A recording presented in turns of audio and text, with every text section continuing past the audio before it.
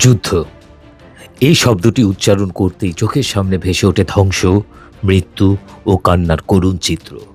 ইতিহাস সাক্ষী দেয়, প্রতিটি যুদ্ধ শুধু বিজয় পরাজয়ের হিসাব নয়, তা মানবতার অপূরণীয় ক্ষতি, সভ্যতার উপরে এক গা ছমছমে আঁচড়।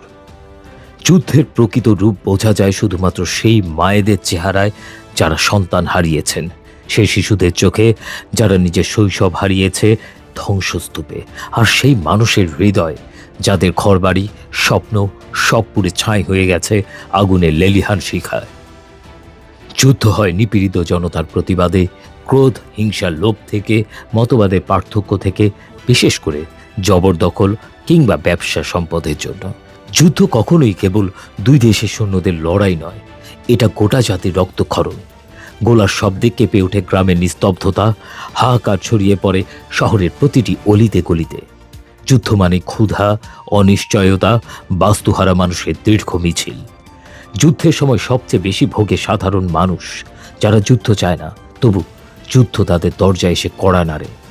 যুদ্ধ কেড়ে নেয় মানবতা, সন্তান হারা হয় বাবা মা, স্বামী হারায় স্ত্রী, স্ত্রী হারায় স্বামী, মায়ের কোলের সন্তানের দেহ হয় রক্তাক্ত, এমনকি মাতৃ জঠরে থাকা শিশুও রেহাই পায় না বোম, গুলি আর মৃত্যুর ভয়াবহতা থেকে।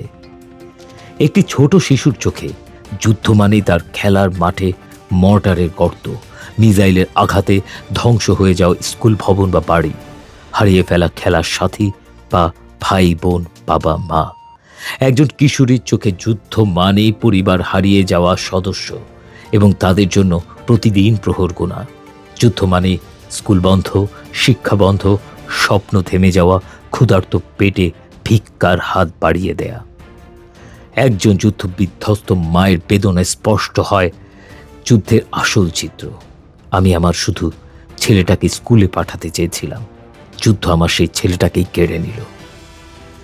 যুদ্ধ সভ্যতাকে পিছিয়ে দেয়, ধ্বংস করে দেয়, পরাজিত করে মানবতাকে।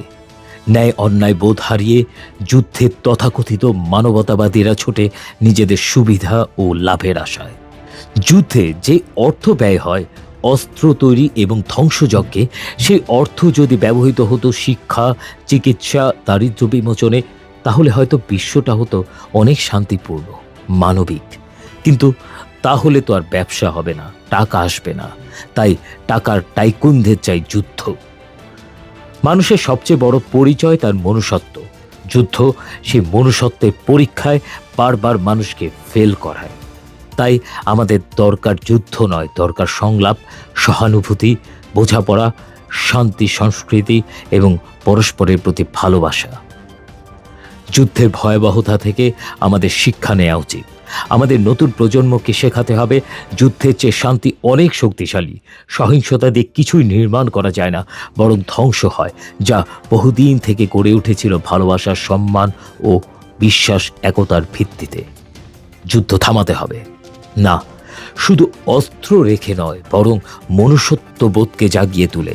কারণ শেষ পর্যন্ত এই পৃথিবীটা সবার, আর সবার জন্যই চাই একটি নিরাপদ, শান্তিপূর্ণ এবং মানবিক পৃথিবী।